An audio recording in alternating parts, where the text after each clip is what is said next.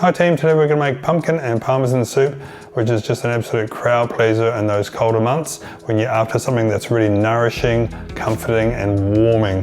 It's super simple to make, and so why wouldn't you make it at home? So basically you need about 1.5 kilos of pumpkin flesh ready to go, cubed up in about 2.5 centimeter pieces. And if you want to learn how to cut up a big grey pumpkin with a big old hard skin safely, go check out our other video. There'll be a wee link to this recipe, and we'll talk you through how to attack a big whole pumpkin nice and easy without any cuts and without any tears either. If you prefer to get your pumpkin ready to go from the supermarket, no worries at all, or someone else in the family cuts that up for you, we'll just start from here. So we're starting off with 1 whole onion that I'm just going to literally cut in half and just slice just nice and fine. The thinner you go, the faster it'll cook down, and we're just going to sweat this down for about 5-7 minutes until it's just nice and translucent. So if you cut your onions a bit thicker, maybe you'll need to spend 10 minutes just bringing that down. It's the kind of soup where it's not one you want to make in a rush, because if you don't cook your onions out beautifully, and if you don't cook your pumpkin right down to it's soft and pulpy before you add your stock and your cheese and your other goodies, it's going to taste a little bit raw. So the secret of this soup is, I know some people roast their pumpkin, but here we're cooking it down and just making beautiful flavors come out from itself in the pot. So we're going to need about 3 tablespoons olive oil. Okay, we just flick that on. Doesn't need to be a big heat. In goes my onion. Going to sweat that down. It's just starting to move now. Just a little bit of heat, and because I've got it on quite low, I'm going to add a little pinch of chili flakes now, and that's actually not going to burn. Okay, so the chili flakes is optional, and I quite like it. Just gives it a nice little background heat. 1 little pinch there, and again you can leave that out, no problem at all. We're going to sweat these onions down. So it's been about 8 minutes in total, and there's just a tiny bit of colour there, not too much. That's okay. The main thing is we don't have a lot of colour on the bottom of that pot. Now in we come. Now there's moisture in this pumpkin, so I don't have to add more olive oil. Okay. Now because I've put all this pumpkin into my pot, I do need to turn the temperature up just a wee bit, because all that pumpkin is going to suck that temperature out of the pot. So I'll just pump it up a little bit, and now this is where the patience comes in, because we want this pumpkin to break down, and then as some moisture comes out of the pumpkin, that's going to aid the rest of the pumpkin breaking down. And it's just a very simple process of just stirring it occasionally as you walk past. Go do something else for half an hour, and just don't rush it. Like if you turn the temperature up too much and don't do anything about it, you're going to get a wee scorch on the bottom of that pot, and that's going to discolour your pumpkin soup, which is kind of the cardinal sin. For me anyway. It's still going to taste nice, but we'll go for looks as well as flavour. Okay, I'm just going to turn this up a fraction, and then I'll check it in a couple of minutes, and if I need to turn it back down, I will, and I'll just adjust that over the next half an hour. Okay, so it's been about 20 minutes, and I've just had my pumpkin soup ticking over just nicely.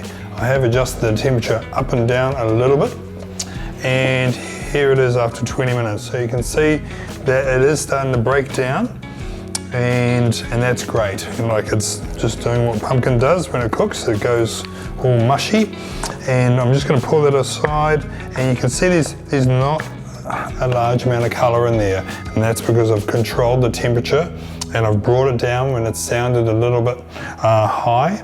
And also one thing I did do after about 5 to 8 minutes, I added a little bit of stock or a little bit of water just to give it a little bit of moisture, because this pumpkin was quite dry in the end. I was expecting it to break down a little bit faster, and I was just concerned that I was going to get too much colour there. So that's going to need, by the looks of it, at least another 15 minutes. So we're going to push out to 35 minutes before we're going to add our liquids to it. So I'm going to do the same thing. I'm going to keep an eye on it. If I need to add a little bit of water just from the kettle, just to keep that ticking away nicely, adjust the temperature as needed, and I'll go do a few other jobs. Okay, so here we go. Things are looking good. Really starting to mush down now. I have added a little bit more water and a couple more elements, just a little bit, just enough to keep it from colouring up too much. It's really starting to break down here. Now I can do two things. I can keep cooking this out until it's completely broken down. These are getting quite soft. I'm just going to check it with a knife. Yeah, there's just a little bit of texture in there, but it's soft enough that, that I could actually finish cooking that by adding my other ingredients. Or if I had heaps of time, I could persist and really take that down to nothing. But I'm feeling pretty confident with that. I mean, it is 2/3 absolutely broken down and there's not much resistance with the knife. So we're going to advance the go and do it right now. So back on the heat, and we're going to add our chicken stock. So this is just some stock that I made today. And she goes, so that's 300.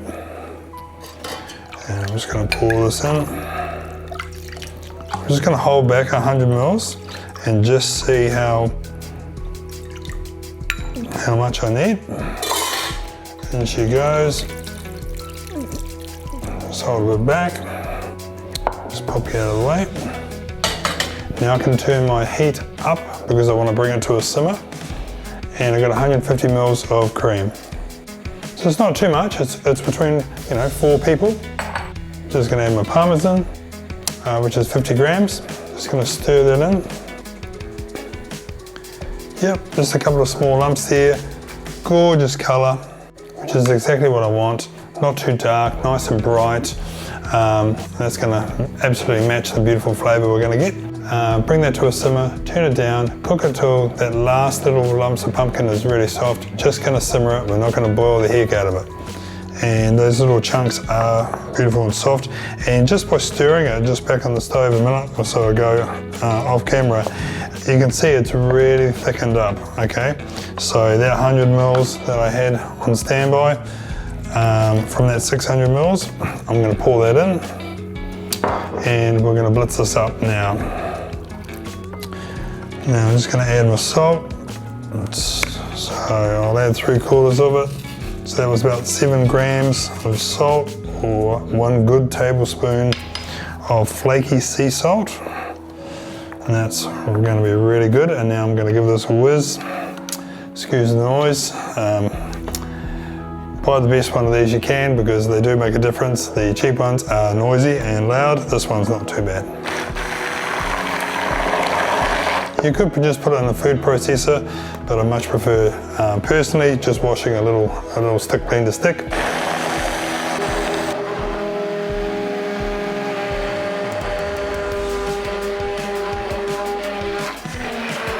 You can see that this is super thick.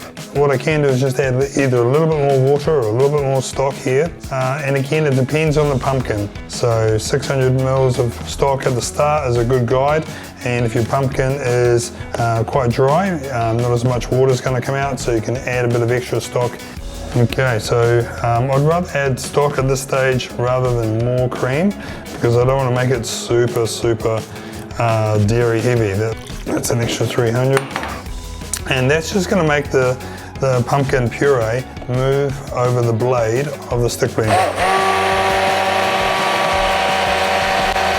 Now how smooth it gets all depends on how well the pumpkin is cooked down, and if it's beautifully and soft, it should just break down to a lovely silky velvety puree. Obviously with a stick blender, you do have to watch that it doesn't flick everywhere. Now we're looking pretty good. I haven't added any pepper yet.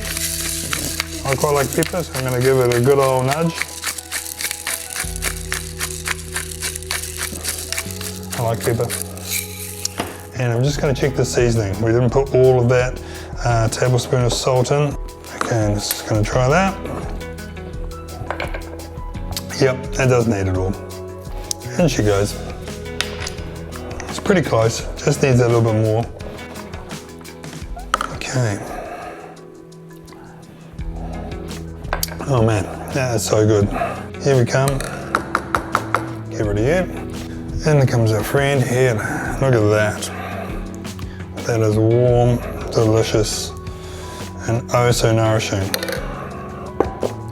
barbecue to the side. Finish it with a bit more Parmesan, because after all, that's the soup we're making, pumpkin and Parmesan. Quick lash of olive oil. There we go. Before you know it, we're in business.